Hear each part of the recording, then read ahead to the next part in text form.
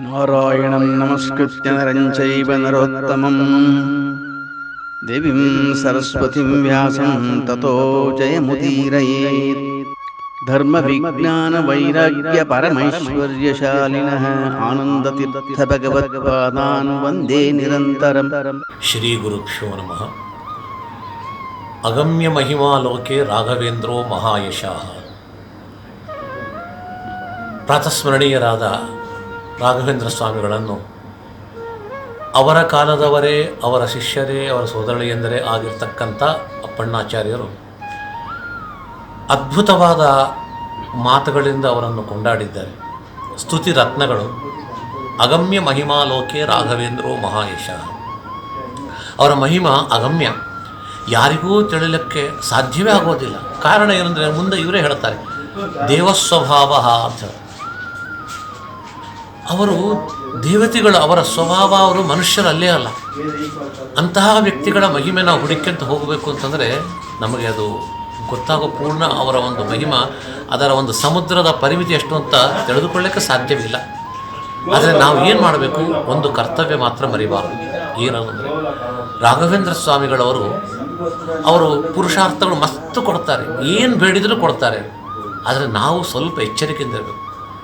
ಅಲ್ಪ ಸ್ವಲ್ಪವಾಗಿರ್ತಕ್ಕಂಥ ಫಲಗಳನ್ನು ಅಪೇಕ್ಷೆ ಮಾಡದೆ, ಸೂರ್ಯ ಇದ್ದಾನೆ, ಸೂರ್ಯ ತುಂಬ ಬೆಳಕು, ಇಡೀ ವಿಶ್ವವನ್ನು ಬೆಳಗಿಸ್ತಾನೆ. ಅವನಿಂದ ನಾವು ಏನು ಮಾಡಬೇಕು, ಈ ಪ್ರಪಂಚ ನೋಡಬೇಕು. ಹಾಗೆ ರಾಘವೇಂದ್ರ ಸ್ವಾಮಿಗಳವರು ಸೂರ್ಯರಂತೆ. ಯಾವ ಸೂರ್ಯ? ಜ್ಞಾನ ಸೂರ್ಯ. ಜ್ಞಾನದ ಒಂದು ದೊಡ್ಡ ಬೆಳಕು, ಜ್ಞಾನದ ಸಮುದ್ರ. ಇಂತಹ ಜ್ಞಾನ ಸೂರ್ಯರ ಬೆಳಕಿನಲ್ಲಿ ನಾವು ಈ ಪ್ರಪಂಚದಲ್ಲಿ ಕಾಣುವ ಅಸ್ಥಿರವಾದ, ನಶ್ವರವಾದ ಸಂಪತ್ತನ್ನು ಬಯಸದೆ, ನಾವು ಕತ್ತಲಲ್ಲಿದ್ದೇವೆ. ಈ ಅಜ್ಞಾನವೆನ್ನುವ ಕತ್ತಲನ್ನು ದಾಟಿ ಹೋಗುವುದಕ್ಕೆ ಅವರು ನೀಡುವಂಥ ದಿವ್ಯ ಜ್ಞಾನ, ಅವರ ಅನುಗ್ರಹದಿಂದ ಒಳ್ಳೆಯ ಗುರುಗಳು ಸಿಕ್ಕು ಒಳ್ಳೆಯ ಜ್ಞಾನವನ್ನು ಪಡೆದಾಗ ಆ ಜ್ಞಾನದ ಬೆಳಕಿನಲ್ಲಿ ನಾವು ಸಂಚಾರ ಮಾಡಿ ಪುನರಾವೃತ್ತಿ ರಹಿತವಾಗಿರ್ತಕ್ಕಂಥ ಭಗವಂತನ ಸ್ಥಾನವಾಗಿರ್ತಕ್ಕಂಥ ಒಳ್ಳೆಯ ಒಂದು ಪದವಿಯನ್ನು ನಾವು ಪಡೆಯಬಹುದು. ಅದಕ್ಕೆ ನಾವು ಪ್ರಯತ್ನ ಮಾಡಿದರೆ ರಾಘವೇಂದ್ರ ಸ್ವಾಮಿ ಮೊದಲು ಸಹಕರಿಸ್ತಾರೆ. ಅದಕ್ಕೆ ಅವರಿಗೆ ಹೇಳ್ತಾರೆ, ಅಗಮ್ಯ ಮಹಿಮಾಲೋಕೆ ರಾಘವೇಂದ್ರೋ ಮಹಾಯಶ. ಅಗಮ್ಯವಾದ ಮಹಿಮೆಗೆ ಎಣೆ ಇಲ್ಲ ಅಂತದ್ದು.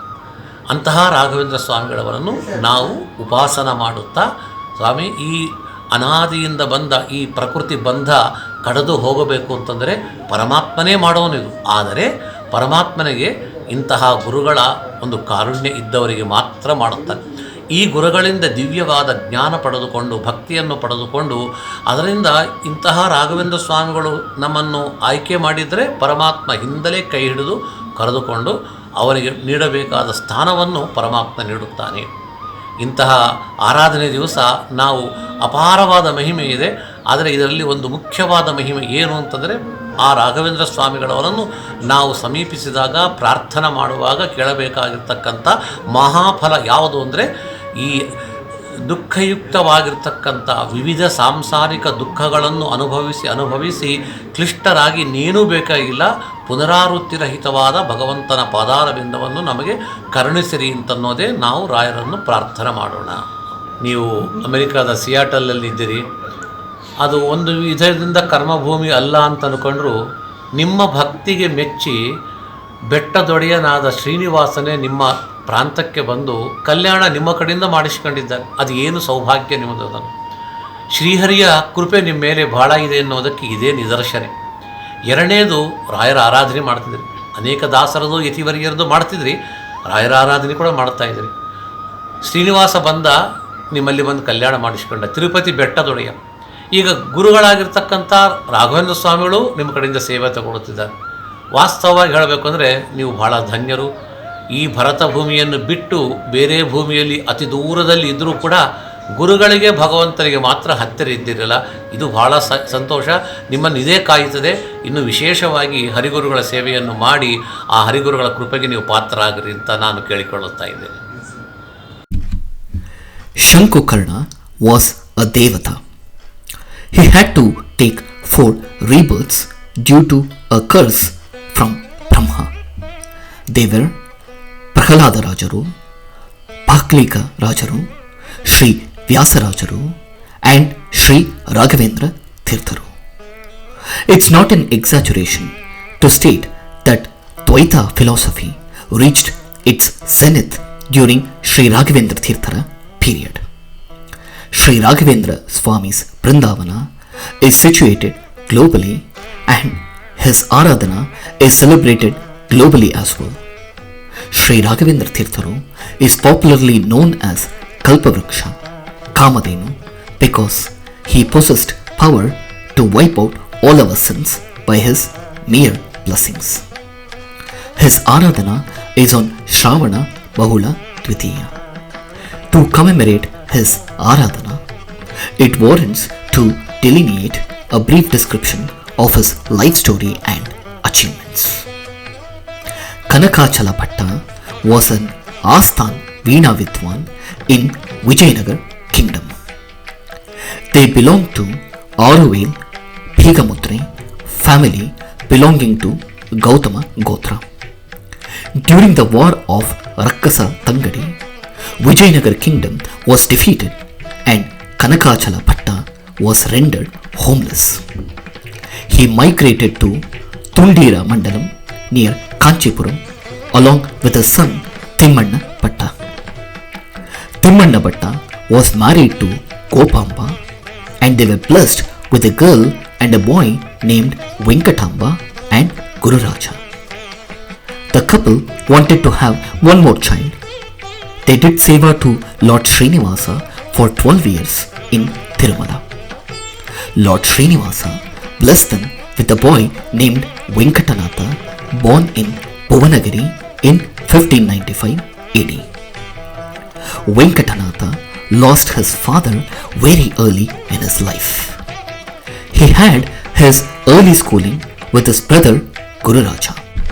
Brother Gururaja performed Brahmopadesha and sent him for higher studies to Madurai with Lakshmi Narasimha Acharya. Venkatanatha studied from Mani Manjari to Mimamsa Shastra for several years. He used to play Veena and hence was popularly known as Veena Venkata Bhatta. After formal education, he returned back home to Bhuvanagiri and married Saraswati. Venkatanatha had an urge to acquire more knowledge and was in a lookout for a suitable guru. He heard of Sri Sudhindra Tirtharu and was impressed by his knowledge. He then decided to go to Kumbakonam to study under Sri Sudhindra Tirtharu. Under his guidance, he learned Patanjali Bhashya, Bhatta Mimamsa, Bhamati Tika, Prabhakarara Mimamsa, and within a short period, he became very close to Sri Sudhindra Tirtharu. Once, when Sri Sudhindra Tirtharu woke up late at night to check what his disciples were doing, there was only one student named Venkatanatha who was preparing notes of the day's Pata. When he read those notes, Sri Sudhindra Tirtharu decided that Venkatanatha should be his successor. Venkatanatha wrote a grantha named Bhatta Sangraha, which summarizes the Mimamsa Shastra. Sri Sudhindra Tirtharu used to take Venkatanatha along with him for Sanchara. On one such occasion at a debate in Mannargudi, Sri Sudhindra Tirtharu asked Venkatanatha to participate in the debate. Venkatanatha mesmerized the opponents with his arguments and won the hearts of all the opponents. Sri Sudhindra Tirtharu was pleased and accorded him the title Mahabhashya Venkannacharya. Venkatanatha and Saraswati were blessed with a boy and enjoyed their married life. Unfortunately, misery struck and poverty crept in. They found it difficult to garner 2 square meals a day. Even though Venkatanatha was close to Swamiji, he chose to stay away from the mud and instead started teaching students from his home. Once his house was burgled and the thief, ironically, did not find any valuable piece but the broken plates and tumblers which were still stolen. But Venkatanatha was not perturbed and kept telling himself, when Lord Srihari gives happiness based on our karma, we accept and enjoy them. But when he gives sorrow based on our karma, why should we feel sad? For everybody, Ekadashi came once in 15 days, but Venkatanatha family used to fast for 6 to 7 days in a fortnight. But he neither shared his sufferings with Swamiji nor took free food from the Mata. There were days that baby would cry craving for milk. But things were about to change. Sri Raghavendra Tirtharu had a dream in which Sri Ramadevaru suggested that Venkatanatha should be his successor. Overjoyed by this news, he summoned Venkatanatha and proposed to him to accept sannyasashrama. Venkatanatha did not agree, citing family reasons, and came back home. In the night, Goddess Saraswati appeared in Venkatanatha's dreams and reminded him of the objective of his birth, which is to propagate the Dvaita philosophy by becoming a Peethadipati. Venkatanatha realized the reality and sought his wife's permission to accept sannyasashrama. He went and requested Sri Raghavendra Tirtharu for sannyasashrama. Sri Raghavendra Tirtharu ordered him to sannyasashrama in Vadavaru near Tanjavur and renamed him as Sri Raghavendra Tirtharu, popularly known as Rayaru. Rayaru made Kumbakonam as his main Karyakshetra and looked after the Mutt administration while also conducting Shastrapata. He toured the southern part of India for Digvijaya. He visited Manishrunga and defeated many scholars. He then went to Madurai and had many debates on Tattvavada. He had a very meaningful debate with Nilakanta Shastri on Mimamsa Shastra and showed his text Bhatta Sangraha to him. Nilakanta Shastri was so impressed looking at the text and prostrated to Rayaru. King of Madurai, Tirumala Nayaka, was so impressed that Rayaru was taken on a procession on his royal elephant around the kingdom. He then visited Namakkal, prayed at Narasimhadevaru and visited Vedur. He had an eventful debate with Veerabhadra and Bhairavabhatta and impressed them. King of Vellore, Sriranga Nayaka, offered his salutations through bountiful gifts. When he visited Bijapur, a group of Pandits wanted to test him. Rayaru answered all their questions, rendering Pandits speechless. The Badshah of Bijapur, as a gratitude, offered white umbrella, Shweta Chhatra, and respected him.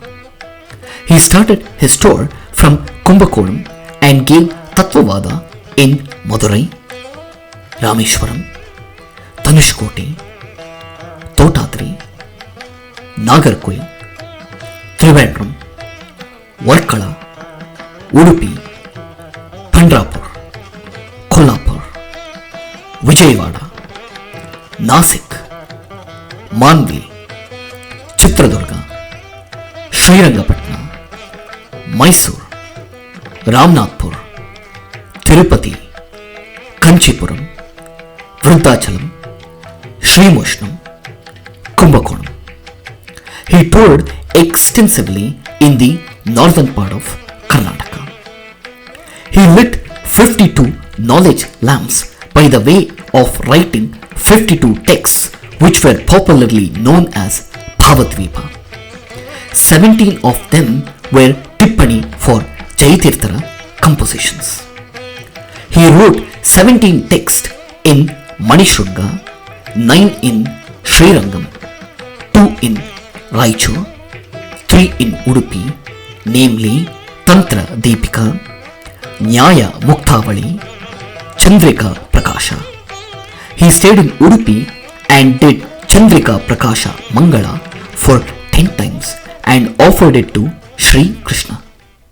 It is here that he wrote his famous Devarnama Indu Yanage Govinda under the pen name Thira Venugopala. He has also written one Suladi. Mukundane Mukundane Indu Yanage Govinda Ninnaya Padarvindava Toro Mukundane Mukundane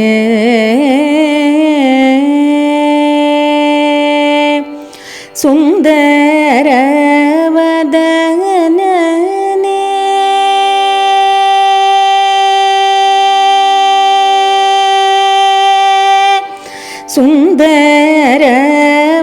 Sundaravadane Nanda Gopala Kanda Sundaravadane Nanda Gopala Kanda Mandarodhara Ananda Indira Ramana Indu Yanage Govinda Ninnaya Padarvindava Toro Mukundane Mukundane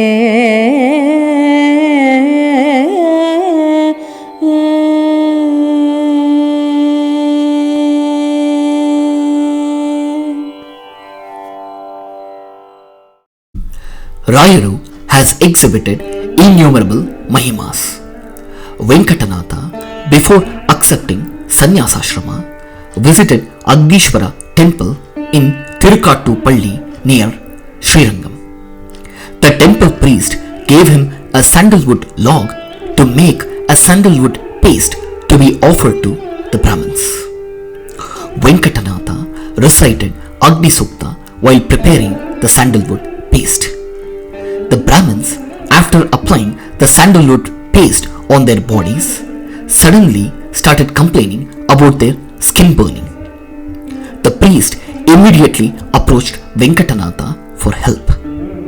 Upon Venkatanatha reciting Varuda Sukta, the Brahmins got a respite from their skin burning. When Venkatanatha accepted sannyasashrama, his wife Saraswati committed suicide. Rayuru released her from her Preta Sharira and gave salvation. There was a famine in the Tanjavur region for 12 years. The king Vijaya Raghava Nayaka prayed to Sri Raghavendra Tirtharu for a solution. When Rayuru stepped into the famine region, it started raining and the normalcy was restored. King was pleased and he presented a golden necklace studded with diamonds. Rayuru put the necklace into the fire. However, the king was displeased. Noticing this displeasure, Rayuru immediately put his hand in the fire, took out the necklace and handed it back to the king. While on a visit to Gadag, Rayuru gave life to a dead boy who had died in a vessel containing mango juice. While on a tour to Gulbarga on a hot afternoon, one of his disciples' wife was pregnant and was experiencing labor pains. Sri Raghavendra Tirtharu found a pond, hoisted his shawl in the air, to serve as an umbrella, providing some shade, which resulted in successful delivery of the baby. There was a person named Shirasingi Desai who didn't believe Veda as Pramana. When Rayaru visited him at his place, Mr. Desai placed a piece of dry deadwood before Rayaru and challenged him to bring life into the deadwood. Rayaru took water in his hand, recited Aushadhi Sukta and sprinkled it on the piece of deadwood. Suddenly, the wood started growing with branches appearing and flowers blossoming. There lived a boy named Venkanna who was poor and illiterate. He used to make his livelihood by grazing the cows. One day, the Nawab of Adoni, Siddhi Masood Khan, met him and gave him a letter to read. Venkanna, being an illiterate, couldn't read it. Nawab didn't believe him and threatened to kill him if he wouldn't read it. Venkanna prayed to Rayaru for help. Immediately, words started uttering from Venkanna's mouth, which were the content of the letter. The letter had two good news for Nawab. He had emerged victorious in a war and his wife had given birth to a boy. Hearing this happy news, Nawab was overjoyed and made Venkanna as his divan. Because of Rayara Mahime, Venkanna also attained literacy for his lifetime. Upon hearing praises and mahimas about Rayaru from Venkanna, Nawab of Adoni wanted to test Rayaru himself. He took meat, covered them with a cloth and kept it before Rayaru to offer it as a Naivedya to Sri Ramadevaru. Rayaru took water in his hand, prayed to Sri Ramadevaru and sprinkled the water on the covered items and asked them to open the cloth. To the surprise of everyone, meat had converted into fruits. Nawab prostrated and sought apology from Rayaru. In return, Nawab wanted to offer huge lands to Rayaru through Diwan Venkanna. But Rayaru requested a small Manchale village.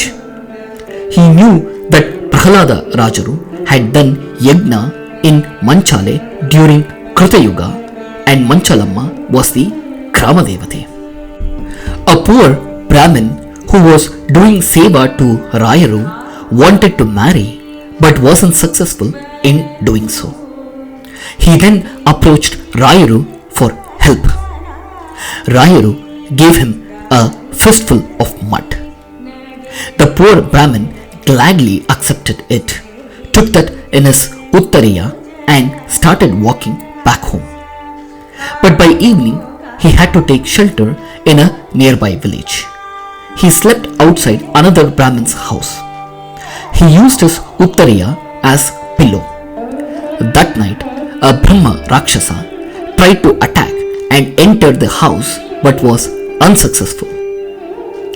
In the morning, the poor Brahmin realized that the mud received from Rayaru had saved a pregnant woman being attacked by Brahma Rakshasa.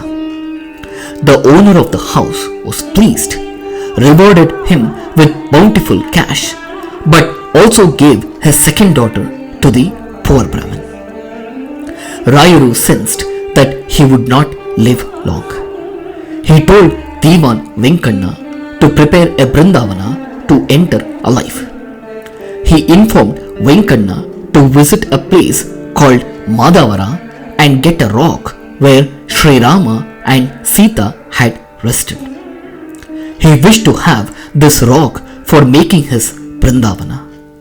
Rayaru anointed Sri Raghavendra Tirtharu as his successor. He installed Lord Srinivasa at Manchale. He gave away one of his paduke to Gautama Gotra family and the other to the mutt at Mantralaya. They can be seen even today at Mantralaya. Rayaru entered Vrindavana alive on Shravana Krishna Dvitiya in 1671 AD. He told his disciples to close the top lid of the Vrindavana once the Japamala drops from his hand. The top of the Vrindavana was covered with Mritika along with 1200 Lakshmi Narayana Saligramas specially brought from Kandaki. Rayaru will be in Vrindavana to bless his devotees for 700 years, which is from 1671 to 2301 AD. Apannacharya was the ardent disciple of Sri Raghavendra Tirtharu. When he came to know that Rayaru was entering Vrindavana alive, he wanted to seek his blessings. Hence, he started walking from Bichali towards Manchale village, reciting Sri Raghavendra Stotra. But the Tungabhadra river, which was on the way towards Manchale village, was overflowing and it was raining heavily as well. Despite all the setbacks, Apannacharyaru continued walking. But by the time he came to Manchale, Rayaru had already entered the Vrindavana. Apannacharya's throat choked and the recital of Sri Raghavendra Stotra ceased.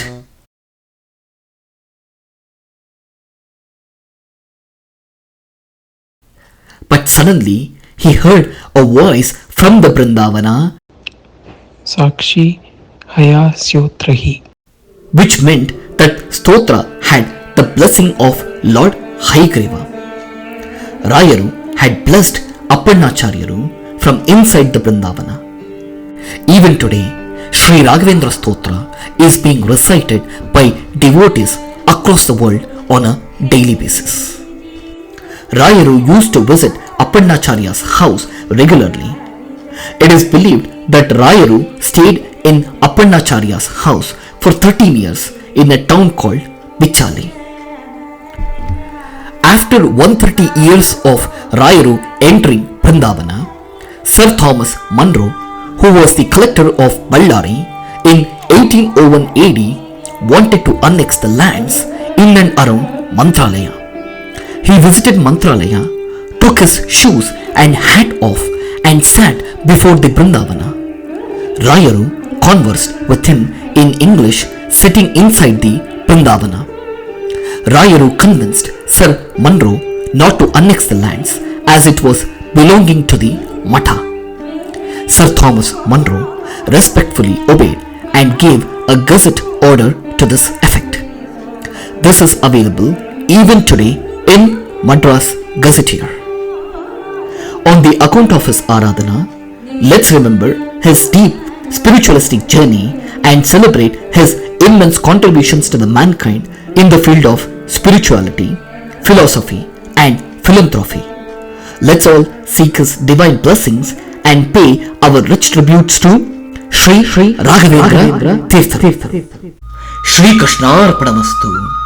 Naham karta hari karta tat puja karma chakinam.